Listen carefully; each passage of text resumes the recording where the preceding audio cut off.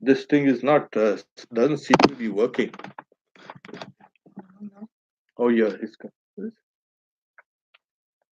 so there was a problem with connectivity. It seems so.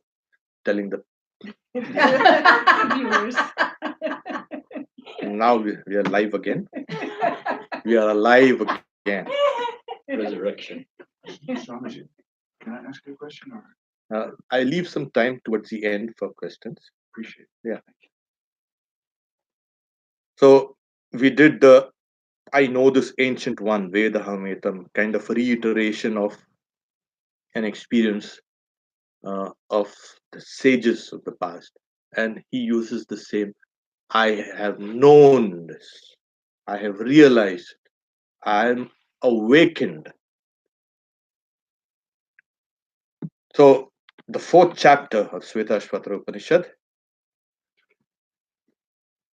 that deity who is one and casteless and has an inscrutable purpose, who by virtue of his possessing multifarious powers brings into being many castes in the beginning, and in whom the world dissolves at the end. May he endow us with a pure intellect. Now, there is this translation itself is not a very happy translation. I'll read the so eko varno bahuda shakti yogat varnan anekan nihitarto dadati vichaiti chante vishwamadho chadeva sano buddhya shubhaya samyonatu. So there is something called that deity is one. That what deity is that? It it has been spoken of quite a few times uh, in the past. That what are the causes of this universe, and they found try to uh, discover many causes, and they couldn't find one, and finally they did find one cause, that deity, that with its inscrutable power, who creates this whole universe. So we are talking about that deity. Now, that deity, in the sense, Deva is that which shines. Everything, anything that shines, it's called the deity, Devatana Deva. So he's saying Varna is actually uh, colors. One of the meaning is color. So that one deity, what it does is it creates various colors. What do you mean colors? There is something called nature, Sattva is white, brilliant, pure. Rajas has passion and activity and anger and hate and all these things. So it's red in color. And tamas is kind of black in color. Indolence, ha, let's go to sleep. Inactivity, all these kind of things. So you have these three colors, but there's a huge, it means a kind of a huge spectrum from the white light, which is, can say diffracted, and you find the whole spectrum within it. So that one deity, he creates various colors. And yes, in the old days we used to watch a black and white film, and then when color came in, wow. Maybe we watch it sometimes, some old clips or something like that. But color, our brain is tuned to color. Our eyes are tuned to color. Rod and cone cells and all. And we see color and we love color, and life is colorful. Everything that's beautiful is colorful. You don't have it something drab and one shade. We have a painting with just one shade and see how it looks. So this is that one deity that has created kind of multi-colors. It means the colors of creation, and creation is so beautiful actually. uh, when the spaceship Viking, I think Viking, or which was turned back and clicked the photo of the earth. Oh, that's beautiful small blue dot. And if you see colors, earth seen from outside, it's so beautiful. Everything on the earth is so beautiful, so colorful, amazing. And that color is from that one sun. If that sun wasn't there, you wouldn't have color. Of course, there are some deep sea creatures, but they too also have colors, even if the sun does not reach them. But it means that everything and the universe as a whole, there's nothing so beautiful as this universe. It's a, uh, these scientists and physicists, some of them say, it's like it's a spiritual feeling when you see this grandeur, this vastness of this universe. It uplifts the mind and takes you, beyond the mundane. So it is this deity that has created this huge tapestry of this universe. Sorry. And well, here there is a and has an inscrutable power. It's a kind of a story. The other meaning, which the translation in this book is casteless. What happened? It is more like a functional division in society. The old idea of caste was a functional division, which all divisions interdependent. So it wasn't static. It was something like, yes, we are all interdependent. And society, when it is organic, functions smoothly. If you have one section of society, another section, or five sections of society constantly trying to break down the society, you will have problems. So what happened was they had kind of duties. You do this, you do this, you do this. But that's not static, of course. Uh, Now, in the Indian system of caste, they're saying, oh, it was ironclad, you cannot get out of it. But like Swami Vivekananda said, we are like socialists. No? We are the original socialists. You cannot get out of your caste alone. Why? You take all of the section of your people and rise up. Don't be so selfish. You're going to escape there, and what about other people there? So it was a leveling up, never a leveling down. But when you have something running for more than 4,000 years, you can expect some problems to come up. But the very fact that it was useful for all these years uh, gives us the idea that, yeah, it is still existing in a way. Now, caste is only used kind of no uh, during marriages and birth or whatever, and other rituals. Otherwise, it's all over.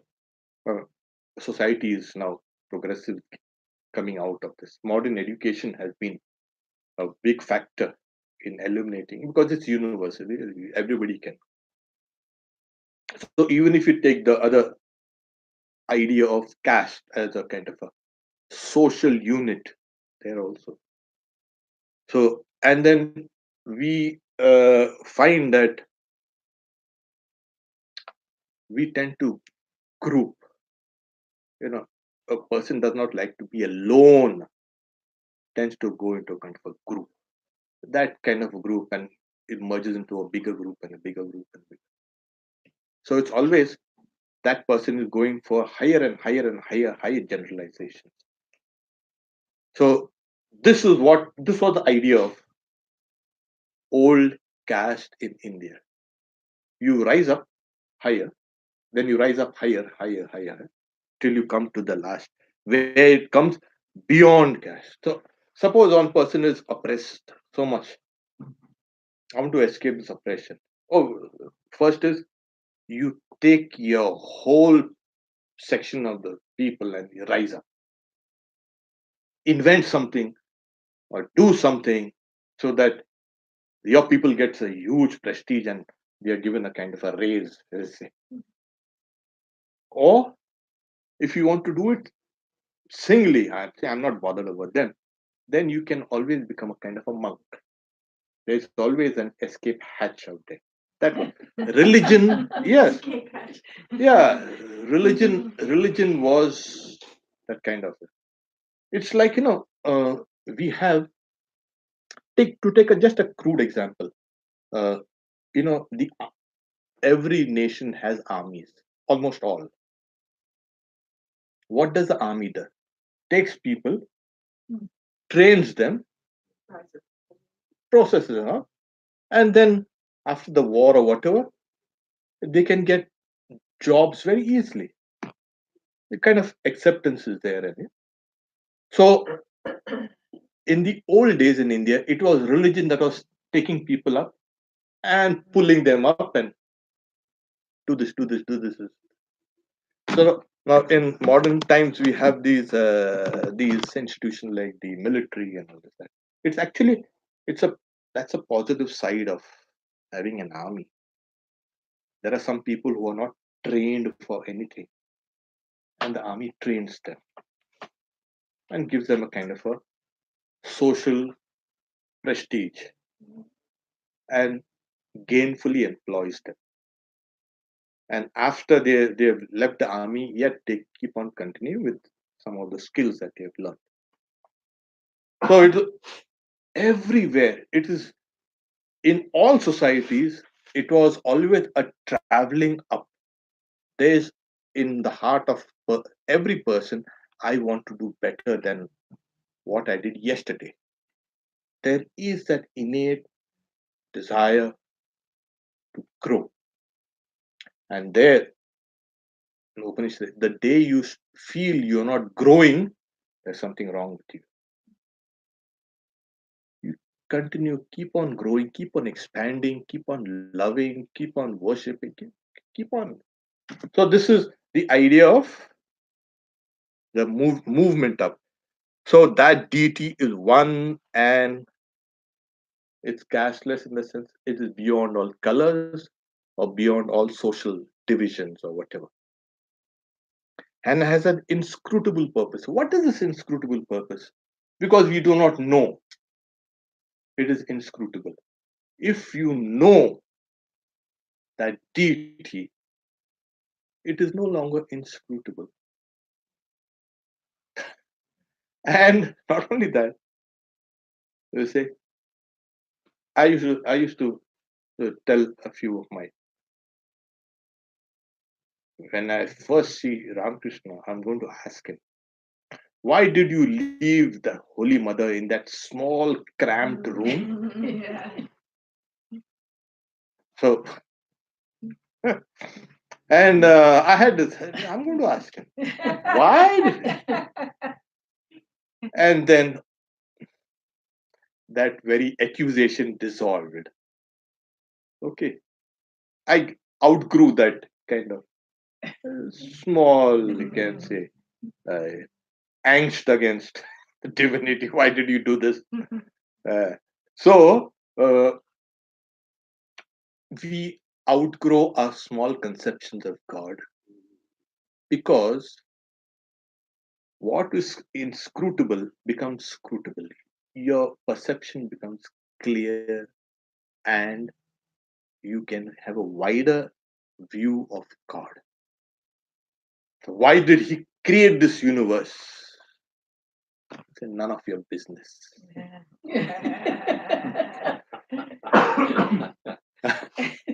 Then there's saying in sport, Lokavat tu Leela Kaivalyam. Lokavat. It's that out of sport. It's actually is it's God's nature. We see it as creation and all this, but the moment all the non-knowledge goes away, you see everything suffused with divinity, and you feel, wow, what is the plan and purpose of life? To realize God. Like Swami Turiyananda is saying, when I first read that, oh, hum, the human body or the human life is meant to experience freedom while living, I jumped with joy. This was my ideal. So it's always like that. So it is inscrutable. And you know what? I'll tell you, there are infinite number of things in this universe we don't understand. Swami Vivekananda one time he's quoting John Stuart Mill. It is John Stuart Mill. It's in the gospel. Uh, this is the devil's world. I could have created a better world. And Ramakrishna,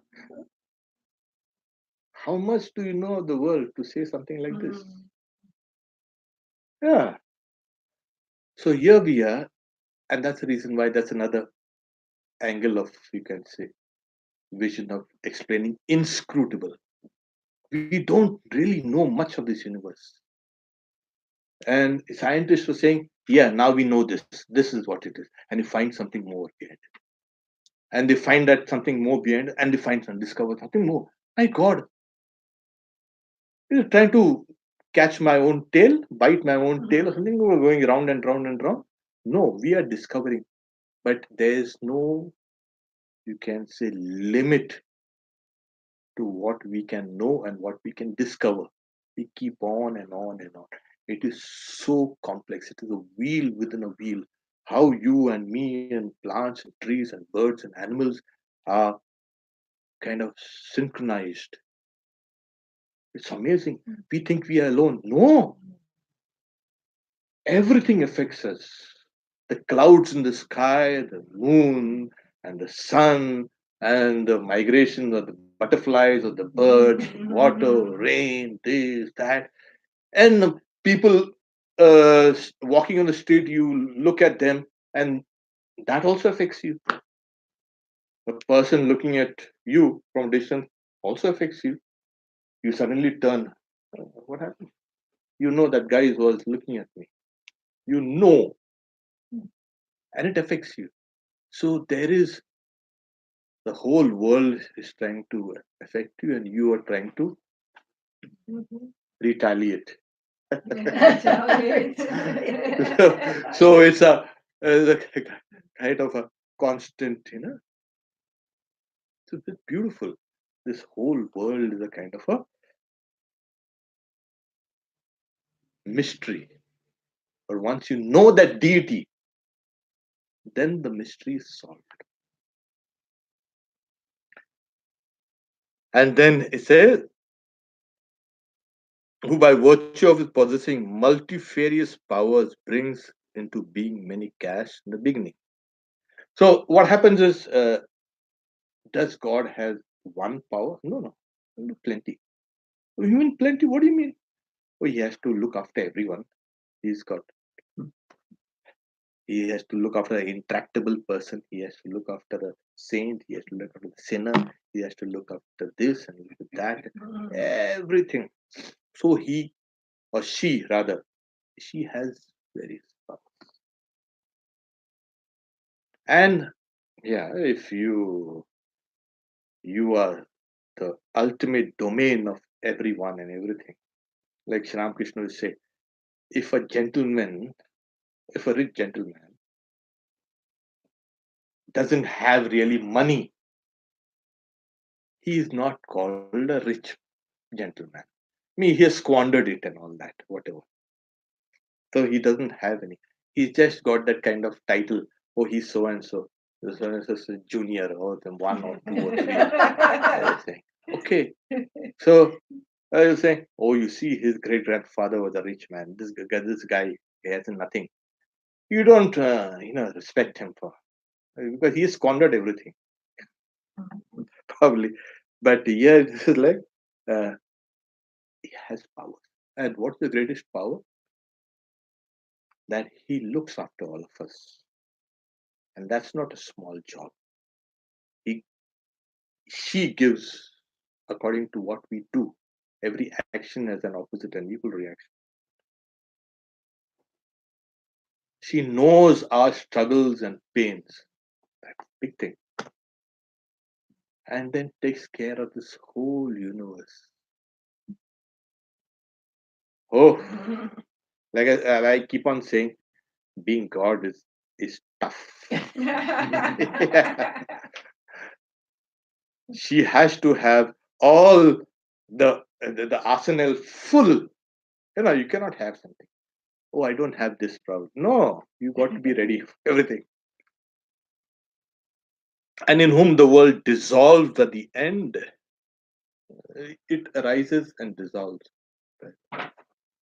What is important is the last is may that God endow us with a pure intellect. It is true. This is a prayer to that deity. Please endow us with that intelligence through which we can understand you, we can realize you, because you can understand God through your intelligence only. Everything you do, everything or anything you do leads us to knowledge. That's why the Bhagavad Gita says, Sarva karma khilam partha jnane parisamapyate. All work and every action that you do ends in knowledge. So you might be doing some mundane thing, but it's contributing to your store of knowledge. Nothing is ever wasted, nothing is ever useless in life. That is what I try to tell people. Nothing you do is useless. Your entire time and your entire life has been precious. It's being molding you, it's leading you towards that intelligence. Everything that you have done has gone to awaken that intelligence of yours. And this is what orients us towards the truth and God, reality, whatever. So it's a prayer. May we be endowed with that auspicious intelligence. And once you can have this, you will can know God. What we are in the process of discovering, you can see various aspects of the divinity in this universe. We see this divinity here. It is here, and we are discovering this. Then finally we go down to the root of all this, and we are doing it intelligently. And we have in a unique position because of our birth as humans, and this time there's such an explosion of knowledge. You can imagine. So this is the right time for us to be really be living and to realize God. So we stop here for now. There was something that was then finally I